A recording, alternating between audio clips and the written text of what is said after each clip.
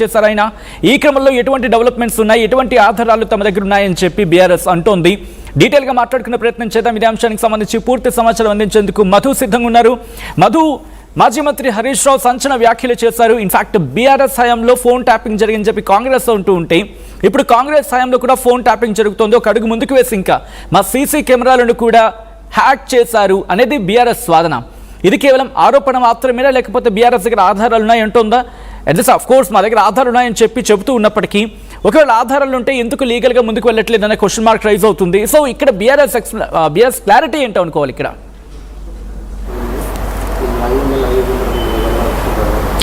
Exactly, Krishank arrest అయ్యారు.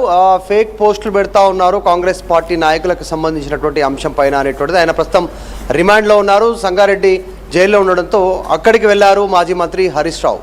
వెళ్ళారు, మాట్లాడారు.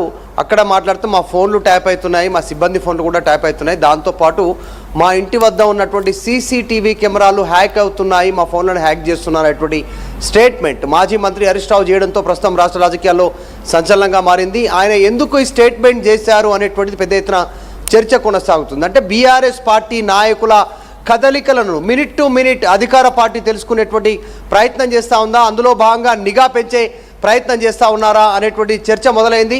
గత కొంతకాలంగా సచిన్ రేవంత్ రెడ్డి ఒక స్టేట్మెంట్ చేస్తూ ఉన్నారు ముఖ్యమంత్రిగా. 2034 వరకు ముఖ్యమంత్రిగా నేనే ఉంటాను, మళ్ళీ బీఆర్ఎస్ని అధికారంలోకి రానివ్వను, ప్రతిపక్ష హోదా కూడా రానివ్వను, ఎట్టి పరిస్థితుల్లో నేనే మళ్ళీ రెండవసారి అధికారంలోకి వస్తాననేటువంటి స్టేట్మెంట్ చేస్తూ ఉన్నారు. మరి ఆ స్టేట్మెంట్స్ వెనకాల ఇదంతా నిఘా పెంచారు, అందులో భాగంగా మమ్మల్ని ఎక్కడికక్కడ డిజిటల్గా అంటే ఫోన్ హ్యాక్ చేయడము, సీసీటీవీ కెమెరాలు హ్యాక్ చేయడము, సపరేట్గా కొంతమందిని ఇతర ప్రాంతాల నుంచి తీసుకొచ్చి వారితో హ్యాక్ చేయించే ప్రయత్నం చేస్తూ ఉన్నారు. హామీలు అడుగుతున్నాం, ప్రభుత్వ అవినీతిని క్వశ్చన్ చేస్తూ ఉన్నాం, ప్రభుత్వం పైన వ్యతిరేకత వస్తూ ఉంది.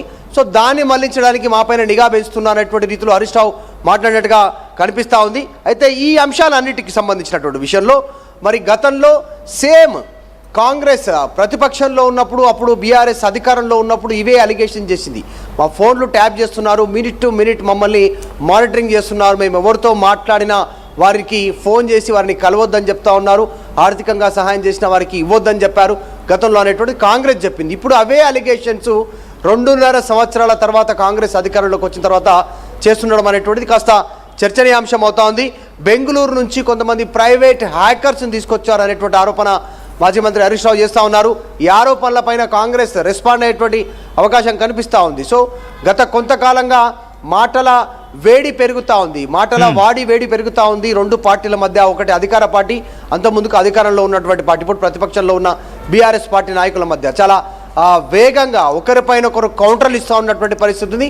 ఈ అలిగేషన్స్ అన్ని కూడా చాలా సీరియస్ అలిగేషన్స్. కాంగ్రెస్ ఏమో తీవ్రమైనటువంటి అవినీతి కూపన్లో మునిగిపోయింది, ప్రతి మంత్రిత్వ శాఖలో తీవ్రమైనటువంటి అవినీతి ఉంది, రాజ్యమెలుతుంది అనేటువంటిది బీఆర్ఎస్ పార్టీ నాయకులు ఆరోపణలు చేస్తూ ఉంటే, అటు నుంచి తీవ్రమైనటువంటి అంతే దాడి ప్రస్తుతం కుటుంబ కలహాలను ప్రజలపైన రుద్దుతూ ఉన్నటువంటి స్టేట్మెంట్ చేస్తున్నారు. అసలు ఏం జరుగుతూ ఉంది గత కొంతకాలంగా బీఆర్ఎస్ పార్టీ సంబంధించిన నాయకుల వద్ద? ఎందుకు హరీష్ రావు ఈ స్టేట్మెంట్ చేస్తారు? హరీష్ రావుని, తర్వాత కేటీఆర్ని, కేసీఆర్ని, ఇంకా కొంతమంది కీలక పార్టీకి సంబంధించిన నాయకులని పదే కొంతమంది కలుస్తూ ఉంటారు. అందులో గతంలో ఉన్నటువంటి ప్రభుత్వ అధికారులు కావచ్చు, రిటైర్ అయినటువంటి వాళ్ళు కావచ్చు, రాష్ట్రంలో రాజకీయంగా కొంతమంది అటు ఇటు ఉన్నటువంటి అంటే అవకాశాల కోసం చూస్తున్నటువంటి వాళ్ళు కావచ్చు, నాయకులు కావచ్చు, కొంతమంది ఎటు పోదాం అనేటువంటి ఆలోచన చేసిన వాళ్ళు ఇటు వస్తుండొచ్చు. సో వారందరిపైన నిఘా వేస్తూ ఉన్నారు. ఆ సమాచారం ఏమైనా హరీష్ రావు దగ్గర ఉందా? ఎందుకు స్టేట్మెంట్ చేశారు?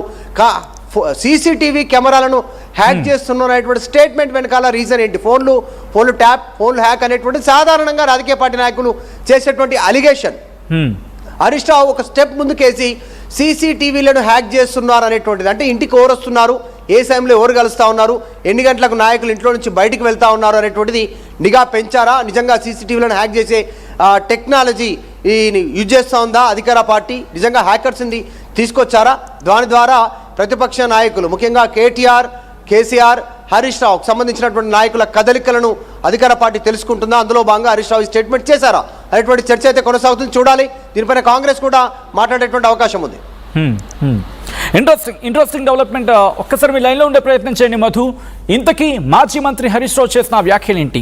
ఎందుకు ఇంతటి పెను దుమారాన్ని రేపుతూ ఉన్నాయి? ఒకసారి చూద్దాం. కెమెరాలు హ్యాక్ చేస్తా ఉన్నారు, ఇవన్నీ బయటకు వస్తాయి. నేను ఐపీఎస్ అధికారులను కూడా హెచ్చరిస్తా ఉన్నాం, మా దగ్గర అన్ని సాక్ష్యాధారాలు ఉన్నాయి, టైం వచ్చినప్పుడు అన్ని బయట పెడతాం.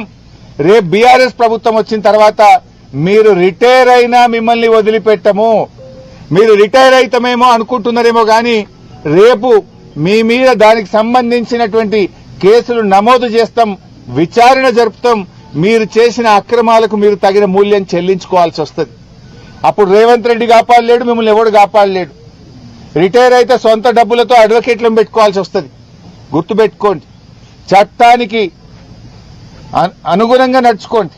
కానీ చట్టాన్ని అతిక్రమించి ప్రైవేట్ హ్యాకర్లను ఎంగేజ్ చేసి బీఆర్ఎస్ నాయకుల ఫోన్లు హ్యాక్ చేస్తే, బీఆర్ఎస్ నాయకుల ఇండ్ల ముందుండే కెమెరాలు హ్యాక్ చేస్తే మీరు రేపు చట్టం నుంచి తప్పించుకోలేరు అనే విషయాన్ని నేను వాళ్ళని హెచ్చరిస్తా.